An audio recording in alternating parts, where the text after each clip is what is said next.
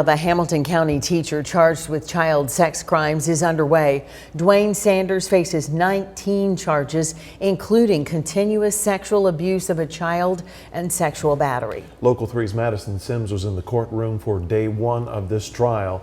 Madison's here now. What can you tell us? Greg, Cindy, the jury heard testimony from several witnesses today, including the lead detective on the case, the principal at Sanders' former school, and a parent of one of the boys. We're going to share testimony from this parent, but we won't show her face to protect the privacy of her and her child. Dwayne Sanders was a first-grade teacher at Wallace A. Smith Elementary when he was arrested by Bradley County Police in March of 2023. He was accused of sexually assaulting at least 9 male students.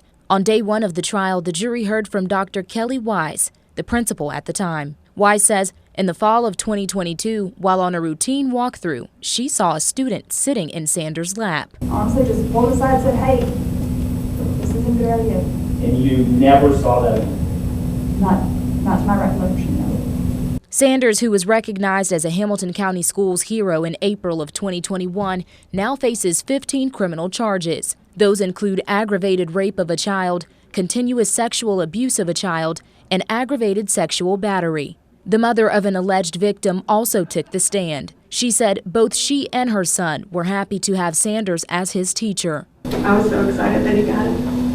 I was very happy. He was the best. She says her son first told her about the alleged contact when she was explaining to him what the hole in his underwear was for. And he said, Mommy, I know about that hole. That's where Mr. Sanders touches my penis. The mother says she called the child abuse hotline and soon after took her son to the Children's Advocacy Center, where he was interviewed by a forensic investigator.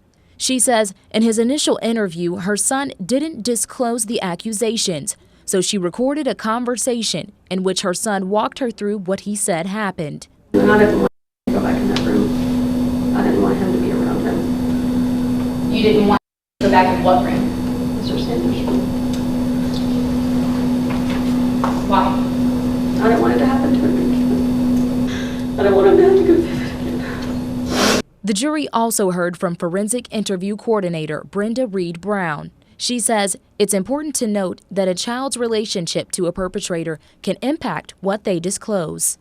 When the offender is someone who is in a place of trust, then it's much more difficult for a child to disclose what has happened. Day 2 of the trial will start at 9:30 tomorrow morning with another witness testimony, and we'll be in the courtroom providing updates throughout the day. Reporting in the studio, I'm Madison Sims. Greg?